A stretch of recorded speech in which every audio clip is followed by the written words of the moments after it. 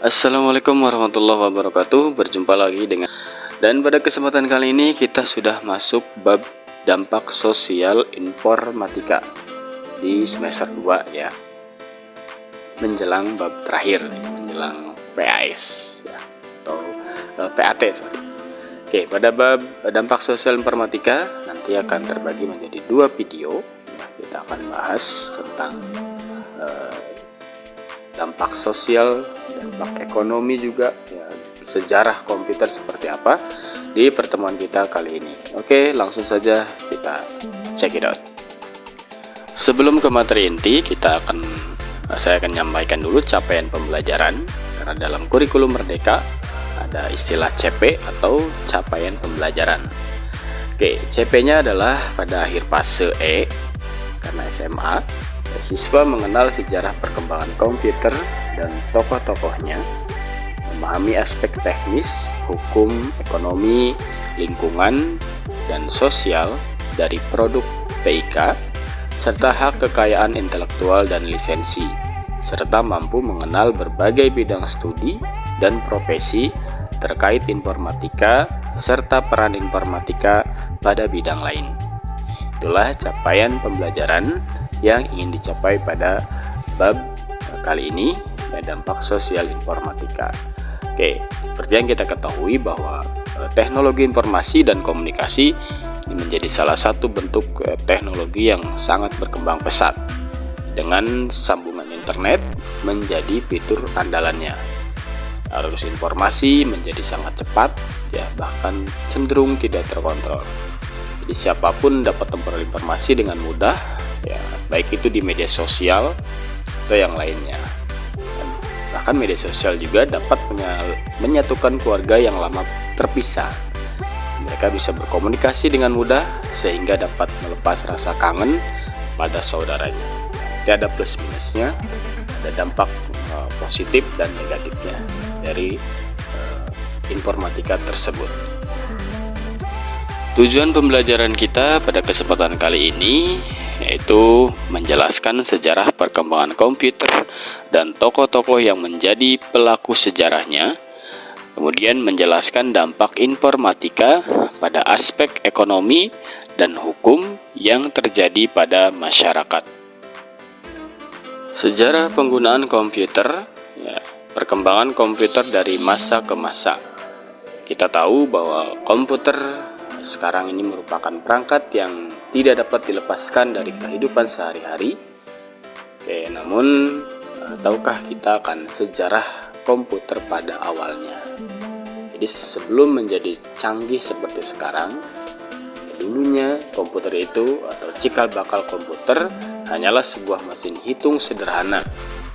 Ya, komputer dahulu hanya mesin hitung ya, untuk menghitung tabel angka. Kemudian seiring berjalannya waktu, komputer mengalami perkembangan dan dilengkapi dengan berbagai fitur canggih yang bermanfaat untuk mempermudah kegiatan manusia. Nah, pada kesempatan kali ini kita akan menyimak seperti apa sih perkembangan komputer dari awalnya hanya sebuah mesin hitung menjadi canggih seperti saat ini. Komputer generasi pertama ini sekitaran tahun 1940 sampai 1959. Komputer pertama kali muncul pada 1946 yang disebut sebagai komputer generasi pertama. Komputer generasi pertama diciptakan dengan menggunakan tabung vakum sebagai komponen dasar pembuatannya. Tabung vakum ini memang dikenal tidak efisien dalam beberapa aspek karena mudah sekali panas ya, saat sedang dipakai. Hal ini disebabkan oleh tabung vakum yang membutuhkan daya listrik sangat besar dalam pengoperasiannya. Tentunya ciri-cirinya dari komputer generasi pertama, ukuran fisiknya ini sangat besar, bahkan bisa menghabiskan satu ruangan. Ya, karena ukuran fisik yang besar itulah maka memerlukan daya listrik yang besar juga. Komputer generasi kedua ini sekitaran tahun 1959 sampai 1965. Komputer generasi kedua dibuat setelah ditemukannya transistor. komputer juga dimanfaatkan untuk keperluan bisnis, sehingga IBM meluncurkan komputer generasi kedua untuk memenuhi kebutuhan tersebut, yaitu tipe IBM 1401. Komputer tersebut dapat diterima secara luas di kalangan industri. Komputer generasi ketiga sekitaran tahun 1965 sampai 1970. Pada tahun 1958, Jack Kilby mengembangkan sirkuit terpadu atau Integrated Circuit atau disingkat jadi IC. Munculnya sirkuit terpadu atau IC itulah yang menjadi penanda adanya komputer generasi ketiga. Selanjutnya, ilmuwan berhasil memasukkan lebih banyak komponen elektronik ke dalam satu chip tunggal yang disebut semikonduktor. Komputer di generasi ketiga ini sudah memiliki ukuran yang lebih kecil karena menggunakan komponen integrated circuit, sehingga hemat penggunaan listrik. Proses operasinya juga berjalan lebih cepat dan tepat dengan kapasitas memori yang jauh lebih besar. Komputer generasi keempat ini dimulai tahun 1970-an. Setelah integrated circuit atau IC, tujuan pengembangan komputer menjadi lebih jelas, yaitu mengecilkan ukuran sirkuit dan komponen-komponen elektrik, large scale integration, yang mana dapat memuat ratusan komponen dalam sebuah chip. PC atau personal computer juga sudah mulai berkembang di generasi keempat.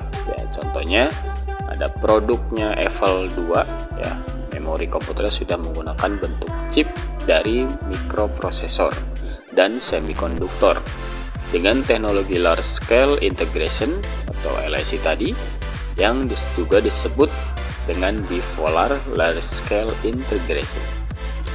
Komputer generasi kelima atau sekarang generasi sekarang. Komputer generasi kelima menyerupai komputer generasi keempat. Kedua generasi tersebut memiliki perangkat komputer seperti layar laptop, CPU atau Central Processing Unit, keyboard, dan mouse. Namun pada generasi kelima ini komputer dipelopori oleh negara Jepang yang telah menggunakan very large scale integration dan artificial intelligence supaya komputer dapat memecahkan masalah sendiri. Kemudian juga pada era sekarang dan diimplementasikannya ini sudah berkembang komputer pribadi. Ini dengan munculnya Aerox Alto yang dapat melakukan pengiriman email dan pencetakan dokumen. Desainnya juga sudah menyerupai selayaknya komputer zaman sekarang. Atau pada tahun 1976 berdirilah perusahaan Eiffel yang memperkenalkan Eiffel 1 sebagai komputer single circuit pertama. Kemudian di tahun 1983 secara resmi hadirlah CD-ROM yang ditetapkan sebagai standar umum komputer, yang digunakan sebagai alat penyimpanan yang dapat menampung data hingga 550 MB. Dan di tahun yang sama, Microsoft secara resmi memperkenalkan Word. Perkembangan komputer tidak berhenti sampai di situ. Setiap tahun selalu ada update hingga menjadi secanggih sekarang ini Bahkan ada bentuk laptop sekarang ada tab, ada sudah mulai berbasis artificial intelligence. Baik itu besutan dari Jepang ataupun dari US, Amerika Serikat melalui Apple-nya dan perusahaan-perusahaan teknologi lainnya. Bahkan Cina sekarang sudah mulai berkembang pesat dalam hal teknologi komputer. Baik, setelah tadi kita membahas sedikit tentang sejarah komputer, mudah-mudahan ada sedikit gambaran. Kali ini kita akan mengetahui aspek ekonomi dan aspek hukum produk informatika. Dampak positif perkembangan informasi di bidang ekonomi. Ini yang pertama, mempermudah kegiatan promosi dan pemasaran, di mana kita bisa memanfaatkan teknologi informasi baik itu internet atau media sosial untuk promosi dan memperkenalkan produk lain dan serta lain sebagainya. Kemudian yang kedua, mempermudah transaksi. Seperti yang kita ketahui sekarang cash itu sudah ya tidak terlalu atau tidak melulu fokus ke transaksi berupa cash, bisa transaksi melalui online ya. Kemudian menekan biaya produksi, meningkatkan layanan kepada masyarakat, membuka lapangan pekerjaan baru ya. Kemudian yang terakhir, meningkatkan pertumbuhan ekonomi. Berikutnya, dampak negatif perkembangan informasi di bidang ekonomi. Yang pertama, adanya cybercrime atau kejahatan di dunia maya ya, kejahatan yang dilakukan melalui komputer dan jaringan ya, atau jaringan internet. Kemudian yang kedua, persaingan usaha menjadi tidak sehat. Yang ketiga, resistensi konsumen atau perubahan pada konsumen ya, yang setiap waktu berubah-ubah keinginannya. Kemudian yang keempat, lapangan pekerjaan berkurang. Mungkin yang biasa dikerjakan oleh manusia bisa jadi tergantikan oleh komputer atau teknologi. Aspek hukum produk TIK ya, aspek legal terkait dengan penggunaan TIK. Yang pertama, hak pemerolehan informasi. Itu hak kita mendapatkan informasi ya, di internet atau di lainnya. Kemudian yang kedua, privacy ya, jadi kita punya hak untuk mengamankan atau tidak mempublish sesuatu hal yang bersifat privacy ya, dalam diri kita atau data-data kita. Yang ketiga, data, untuk keamanan data menjadi hak kita. Kemudian properti, hak milik, dan identity. Landasan hukum ya, Undang-Undang ITE ya, kita ketahui bahwa negara kita sudah memiliki Undang-Undang ITE yang mana untuk mengatur agar tidak terjadi penyalahgunaan teknologi informasi dan komunikasi ya, dimana diterbitkanlah ya, disahkan Undang-Undang Nomor 11 Tahun 2008 tentang ITE yang direvisi melalui Undang-Undang Nomor 19 Tahun 2016 Undang-Undang ITE ya, ini merupakan cyber law Indonesia karena muatan dan cakupannya luas serta membahas pengaturan di dunia maya. Jadi itu landasan hukum Undang-Undang ITE supaya kita bisa bijak dalam menggunakan teknologi informasi. Oke, tadi kita sudah mengetahui akan adanya undang-undang yang mengatur tentang ITE. Kemudian hal-hal apa saja yang harus dihindari agar kita tidak terjerat pelanggaran Undang-Undang ITE. Yang pertama, tidak meluapkan kebencian terhadap individu atau kelompok ya, atau meluapkan kebencian terhadap individu atau kelompok di media sosial. Yang kedua, pelanggaran asusila, ini harus dihindari. Kemudian yang ketiga, pemerasan dan pengancaman, penyebaran berita hoax, tidak boleh ya.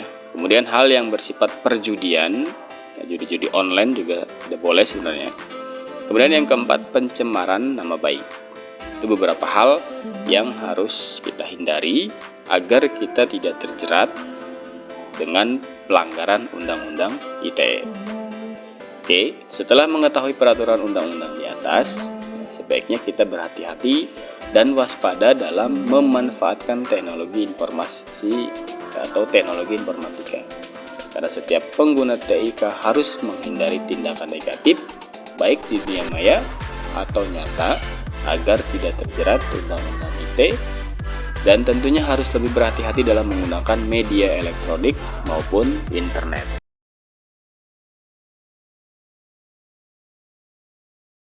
Nah, pada pertemuan berikutnya kita akan membahas tentang dampak sosial informatika.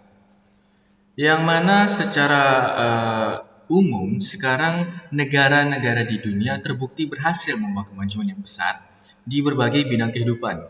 Kemajuan teknologi informasi ini hendaknya wajib kita sadari, yang mana kita sebagai generasi muda Indonesia yang akan melanjutkan pengembangan bangsa di masa yang akan datang. Jadi sangat penting sekali kita mengetahui apa dampaknya, dampak secara sosial dari informatika, yang mana adalah sebuah teknologi yang setiap harinya berkembang terus-menerus. Nah, di sini ada beberapa dampak dari berbagai bidang di teknologi informasi dan komunikasi. Oke, yang pertama adalah di bagian pendidikan, ekonomi, politik, sosial, dan budaya. Kalau gitu, langsung saja kita bahas yang pertama adalah perkembangan teknologi informasi dan komunikasi di bidang pendidikan. Oke, di dalam dunia pendidikan, perkembangan TIK ini mempunyai dampak yang begitu positif. Karena dengan berkembangnya TIK, dunia pendidikan mulai memperlihatkan perubahan yang cukup signifikan. Nah, walaupun yang namanya kelebihan pasti ada kekurangannya ya. Nah, kenyataannya saat ini menunjukkan adanya ketergantungan siswa terhadap teknologi. Nah, apalagi di masa pandemi ini, hampir 90% lebih di dunia pendidikan butuh yang namanya teknologi. Nah, sehingga tidak jarang setiap melakukan sesuatu tidak luput dari teknologi. Seperti itu.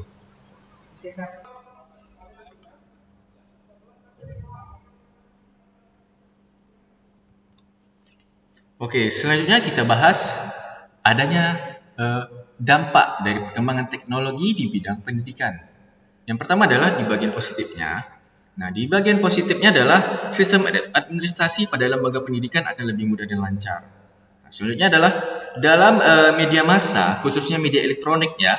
Jadi dia sebagai sumber pengetahuan yang bisa dibilang sumber pengetahuan utama sekarang, yang sangat cepat berkembangnya. Tiap detik itu ada saja kejadian terbaru yang bisa kita ketahui melalui gawai kita atau gadget kita. Nah, selanjutnya adalah membantu proses pembelajaran sehingga lebih cepat dan mudah diakses. Jadi dalam hitungan detik saja kita sudah tahu perubahan-perubahan apa saja di sekitar kita, tanpa kita harus menuju ke sumbernya langsung. Jadi kita hanya melalui gadget saja kita udah tahu nih, oh ada informasi terbaru. Lalu, nah ini yang sangat banyak digunakan di dunia pendidikan adalah kelas virtual atau e-learning yang sangat memudahkan para pelajar untuk saling berkomunikasi dengan pengajar tanpa bertatap muka. Nah, jadi belajar ini bisa di mana saja dan kapan saja. Yang penting adalah kita terhubung dengan koneksi internet. Nah, itu yang utama. Nah, kalau ada positif pasti ada negatifnya. Negatifnya adalah kontrol akses situs di dunia internet ini sulit sekali karena banyak sekali situs-situs yang tidak berpendidikan.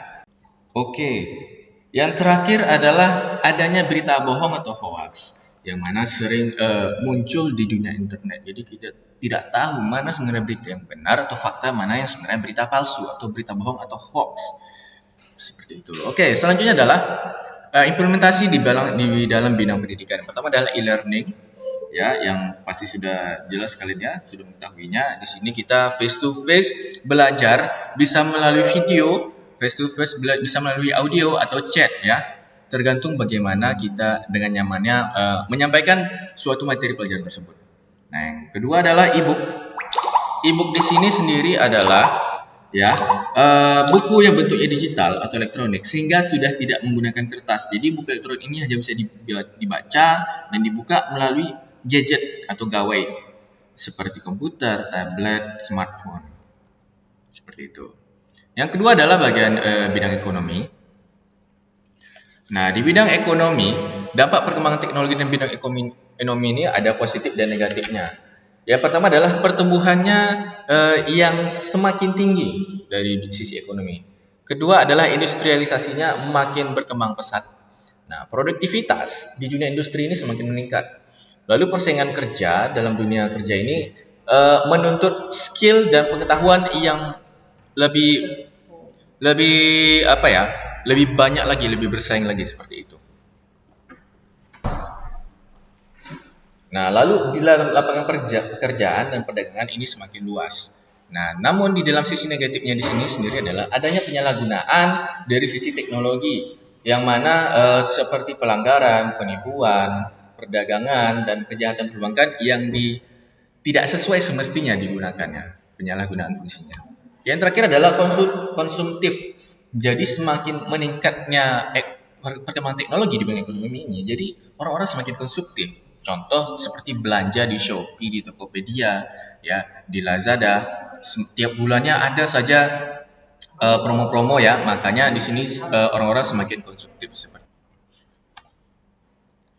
Oke, selanjutnya adalah implementasinya di bidang ekonomi ya sudah jelas ada e-banking, jadi kita semakin cepat dan mudah bertransaksi ya tanpa harus kita mengeluarkan duit, lalu kita harus banyak-banyak bawa duit misalkan ke suatu toko atau ke belanja ya seperti itu. Jadi kita tinggal bawa satu kertas saja, kartu kredit atau mungkin kita cuma bawa ini HP saja yang sudah terhubung dengan e-banking.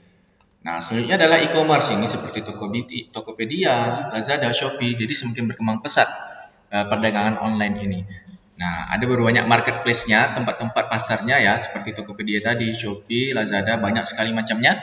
Nah, di sini orang-orang semakin banyak yang berdagang, semakin banyak juga yang berbelanja. Nah, seperti itu. Oke, yang ketiga adalah di bidang politik. Nah, di bidang politik ini sendiri ada beberapa dampak positif dan negatifnya. Nah, dampak yang pertama adalah di dalam bidang politik adalah adanya demokratisasi.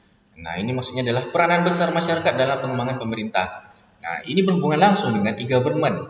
Jadi, e-government ini membantu demokratisasi agar bisa tercapai. Contohnya anggota DPR itu dapat berinteraksi dengan rakyat, melakukan kegiatan tanya jawab, saran dan kritik melalui yang tadi sudah kita sebut yaitu menggunakan semacam Zoom meeting ya atau video call seperti itu. Jadi bisa langsung tahu ini. Oh, misalkan dia tidak bisa pergi ke tempat kejadian, jadi bisa langsung saja video call apa yang terjadi di sana gitu. Dia ingin mengetahui aspirasi masyarakat di sana bagaimana. Selanjutnya adalah ramah lingkungan. Jadi positifnya dari sisi politik dalam perkembangan teknologi ini adalah menjadikan informasi yang disampaikan kebanyakan menggunakan media digital. Jadi surat menyurat ini nggak perlu lagi pakai kertas fisik, jadi hanya menggunakan email seperti itu. Jadi semakin berkurangnya penggunaan kertas. Nah, ini sangat bagus ya. Ketiga adalah cepat, efisien dan nyaman. Jadi kegiatan komunikasi dengan menggunakan teknologi informasi ini menyebabkan sampainya berita lebih cepat seperti itu. Oke, dari sisi negatifnya adalah dari segi biaya ini lumayan banyak. Ya, karena di sini penggunaan infrastrukturnya makin mahal karena yang digunakan adalah untuk kegiatan khalayak ramai. Jadi makin banyak orang yang menggunakan ini, jadi infrastrukturnya makin besar seperti itu. Nah, lalu kita butuh yang namanya jangkauan luas. Jadi kita harus banyak-banyak membuat suatu semisal sarananya, semacam harus ada website, blog atau video streaming semacam YouTube ya, untuk menjangkau semua lapisan masyarakat di Indonesia contohnya dari bidang politik. Lalu adalah adanya transparansi. Jadi banyak akhir-akhir ini berita-berita yang diragukan, terutama oleh negaranya sendiri. Karena di sini semua orang bisa membuat beritanya sendiri. Nah, jadi di sini kita tidak tahu mana yang betul-betul kompeten dia bisa membuat berita sesuai fakta. Nah, lalu privasi di sini sendiri. Jadi sama dengan transparansi ya. Jadi ketika transparansi berkurang, privasi pun berkurang juga. Jadi semakin sedikit privasi kita yang bisa kita punya, kita miliki. Semacam DPR. Jadi semua orang bisa tahu apa kegiatan dia, rumahnya bagaimana, dia anak berapa, ngapain aja dia di rumah. Jadi privasinya makin sedikit. Walaupun di rumah sebenarnya adalah rumahnya privasi, tapi sekarang rumah itu bisa jadi tidak menjadi privasi lagi. Jadi sudah milik publik. Oke, selanjutnya adalah implementasi di bidang politik. Ya, seperti saya bilang tadi sebelumnya, bisa menggunakan konferensi video untuk mengetahui aspirasi dari masyarakat. Lalu ada e-government di sini, ya berhubungan langsung dengan tadi berkirim surat menggunakan email atau adanya kegiatan-kegiatan yang hanya dikirimkan sesuai datanya saja menggunakan aplikasi gitu ya. Jadi tidak perlu lagi kita memakai surat menyurat, memakai kertas seperti itu. Oke, yang keempat adalah di bidang sosial. Nah, di bidang sosial di sini sendiri dampaknya yaitu adanya HAM yang makin tingginya dijunjung dalam pelaksanaannya. Nah, lalu di sini mempermudah komunikasi antar manusia dari suatu tempat ke tempat lainnya. Nah, lalu dari bidang sosialisasinya, di sini kebijakan pemerintah dapat lebih cepat disampaikan kepada masyarakat. Nah, sehingga nanti masyarakat bisa mudah dalam mendapatkan informasi apa saja. Seperti itu. Lalu di sini adalah solidaritas sosial, ya sudah jelas. Sekarang nih ya, apa aja berita yang menjelek-jelekan Indonesia, netizen Indonesia langsung bergerak cepat dalam hitungan menit jam. Itu media sosial yang menyerang Indonesia langsung ketahuan tuh, karena Indonesia ini sangat nasionalis ya, jadi sangat solid sekali. Nah, disitulah keunggulan positifnya dari bidang sosial di bidang teknologi. Nah, lalu di sini adanya menumbuhkan sikap kosmopolitan dan toleran. Nah, yang terakhir adalah kualitas diri ini semakin dipacu. Jadi orang-orang pengen lihat nih, wah kalau di dalam media sosial ya, wah dia orangnya kaya, wah dia orangnya baik. Jadi orang-orang semakin terpacu supaya kualitas dirinya makin baik. Dia makin pengen jadi terlihat seperti orang kaya, terlihat seperti orang baik ya, yang ngasih-ngasih makanan di jalanan seperti itu ya. Oke, dalam sisi negatifnya adalah, nah ini dia, yang namanya film bajakan itu dan musik bajakan berseliweran, banyak sekali di dunia internet ini. Jadi kita nggak perlu ke bioskop lagi, nggak perlu beli lagu lagi di Spotify misalkan, kita tinggal lihat saja atau download saja di website bajakan gitu ya. Banyak di Indonesia saja sudah banyak sekali di sini. Nah, itu negatifnya. Lalu dari sisi kekeluargaan ini berkurang karena adanya jiwa individualis. Jadi mereka ada sisi ingin terlihat lebih baik daripada orang lain, sehingga di sini sikap individualisnya semakin tinggi. Apalagi dari sisi dalam kekeluargaannya ya seperti itu. Lalu adanya kesenjangan sosial semakin tajam. Jadi ada yang si kaya, ada yang si miskin, ada yang si baik, ada yang si jahat seperti itu ya. Jadi ketahuan dengan jelas. Karena di sini berhubungan dengan sisi positif tadi adalah kualitas diri. Jadi ada yang pengen kelihatannya seperti bad boy, ada seperti orang seperti pengennya jadi orang yang dermawan atau bagaimana gitu ya. Jadi semakin tajam bagaimana sifat seseorang itu semakin ketahuan. Nah, itu dia kekurangannya. Lalu dalam budaya internasional di sini bergeser dengan budaya lainnya karena terpengaruh oleh budaya lain dari negara lain itu. Misalkan lagi nge-hype atau trending di dunia di negara lain, kita ikut-ikutan di negara Indonesia. Nah, itu semakin bergeser budaya tradisional kita di sini. Nah, lalu adanya akulturasi budaya yang selanjutnya berkembang menjadi budaya massa. Jadi budaya ini semakin bergeser sehingga nanti sudah menjadi kebiasaan bahwa sebenarnya Indonesia itu adalah misalkan dia orangnya gotong royong, tapi sudah bergeser karena negara lain misalkan trennya nggak kayak gitu, harus individualis misalkan gitu ya. Jadi semakin menjadi budaya massa, menjadi kebiasaan nanti jadinya budaya tersebut. Nah, lalu adanya pola hidup bangsa yang mengalami perubahan cukup cepat ya. Nah, terakhir adalah nasionalisme dan patriotisme itu semakin hilang. Nah, ada beberapa yang semakin solid, ada beberapa yang sikap nasionalis dan patriotisme makin rendah. Karena itu tadi, sikap individualisnya semakin tinggi. Jadi dia nggak mau peduli, yang penting saya orangnya seperti ini, saya harus kelihatan seperti ini gitu. Dia nggak mau tahu orang lain, apalagi satu negaranya bagaimana, nggak mau tahu dia. Nah, itu kekurangannya.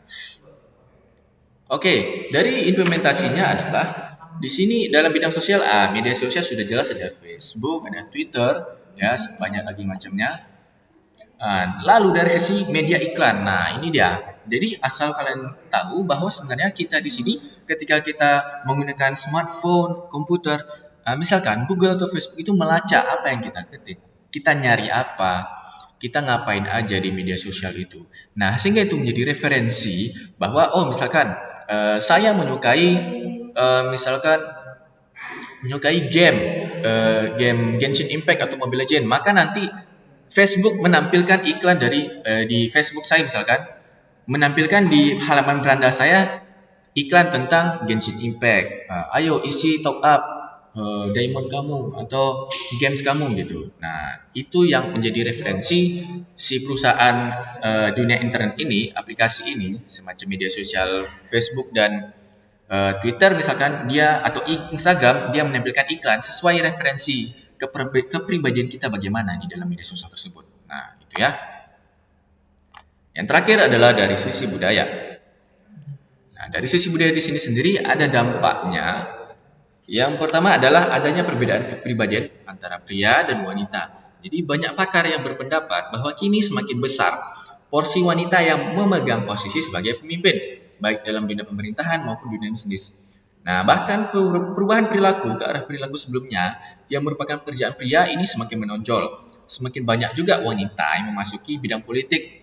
Ada yang malah menjadi PM ya, atau Perdana Menteri, ada yang menjadi senator, gubernur ya, menjadi menteri malahan ya, banyak juga di Indonesia seperti itu. Nah, lalu sikap percaya diri kita ini semakin meningkat.